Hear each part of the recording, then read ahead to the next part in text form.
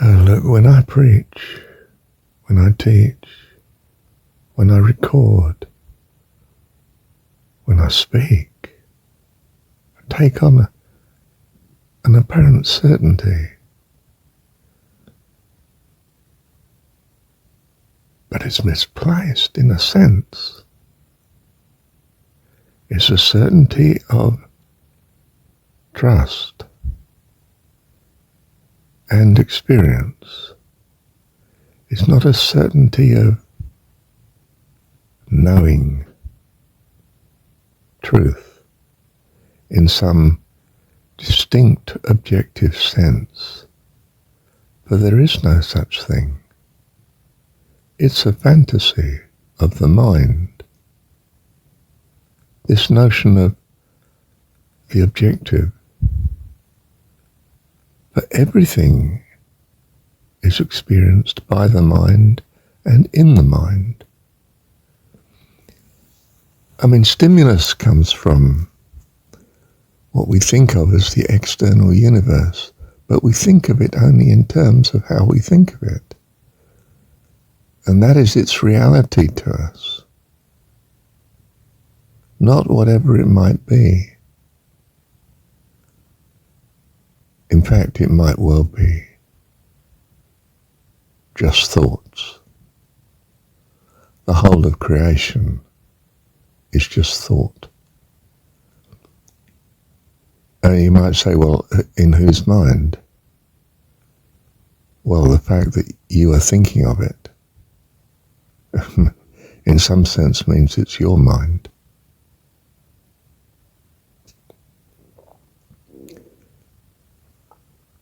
I mean, there is nothing else but mind, thought. And without thought, whatever could or conceivably does objectively exist is of no interest, because there's no one to have an interest in it.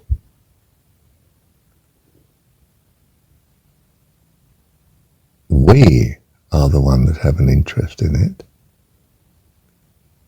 in thought, because we are of thought. That's strange, isn't it? But a wonderful release too, because you are master of, in some sense, I mean, an incompetent one at the minute. We're children, aren't we? We're playing with it. We're experimenting.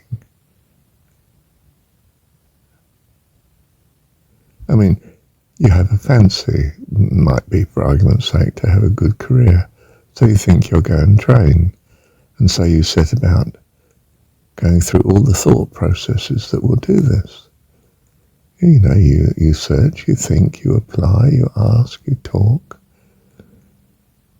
you experience. But everything you experience is in thought.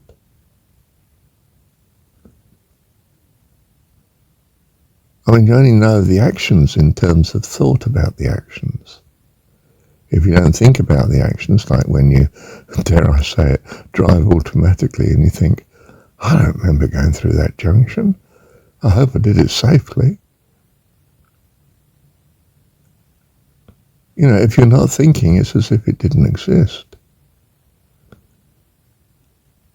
I mean, you consider it's given you some continuity, but in a sense it hasn't. It's a blank in your mind. It's anything but a continuity. You weren't even aware of it. And then you picked up awareness again, if you like, more recently. But do you see how, at the minute, this analysis is obviously thought to you? My thoughts, channeled to you in terms of some means of communication, voice and recording and whatever gadget you're replaying it on, your phone or computer or whatnot. And then you're hearing, you're receiving data, if you like. And none of that is of any interest at all. It says nothing to you, except it registers in thought. And then you think, Marshall droning on again. He's obviously happy with it, but I'm not sure as I can be. You know what I mean? But it's all in thought. Wow. And you're in thought too, and me, myself. The concept of me and you. You know, the Buddhists say, okay, you think of self. Well, where is this self? What is this self? Show me. What is it? My reply is something like, well, it's something to do with the values you have. Okay, how do you mean? Well, they're what we think of as our principles that guide us and seem to be important to us. And they change through time, and they're to do with our experience. And the Buddhist wants to say, how do you mean our? What do you mean you, your? Where's the objectivity of this? And of course, what he's, whether realizing it or not, saying is that it's all thought. Now, he wants to dismiss it because it's thought and somehow transcend thought. Well, that might well be on track, but we transcend it in terms of some sort of trust that allows us to transcend it. In a sense, we leave the problem alone. I was going to say it doesn't touch us, but there's no us to a Buddhist, you see. Well,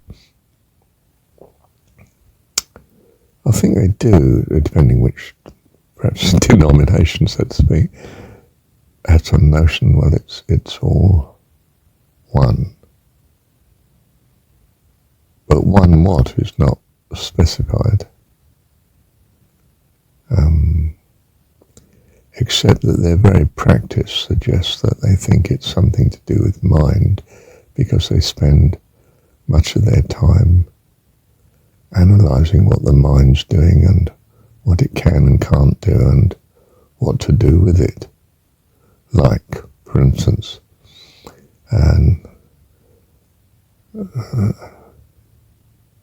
ignoring the past because it's gone and not stressing about the future because it might never happen. And all you really have is the present, and the present seems, when you think about it, to be, well, okay, typically. Sometimes it isn't, and sometimes it is in a very good way, but normally it's just okay. And there's, in some sense, a great peace in reconciling our mind to just that. Now, I don't know if this gives fair analysis of what their view is, but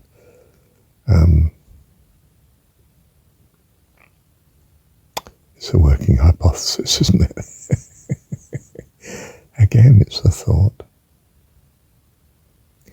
Let me pause. Well, I suppose, in other words, I think that is the Jesus answer. Your problems are solved by trusting. This is the way. A particular content of trusting, it's recommended that you trust in God being your heavenly dad. And the gratitude of this, which you can exercise by regularly thanking God for things, will strengthen your trust. And I guess will control the mind, steer the mind in the right direction. And you can only taste and see if this is true. Does regular thankfulness and thinking of God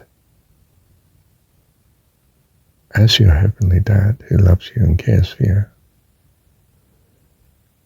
have a wonderfully transforming result for you? It If it does, of course, well, there's no going back. Unless somehow you become absent-minded, distracted. You can guard against that by, well, guarding against it. Hedging yourself in with things that keep you on track. Good company, good media, good conversation, good environment. Whatsoever is good and lovely. Think on these things. It's the right thought that counts, and the Jesus story is that the right thought is God is your heavenly dad. His name is Abba, the friendly form of dad, father. Loves you.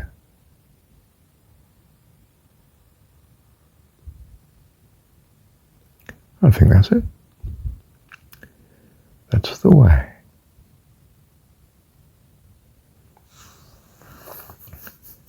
Christian religion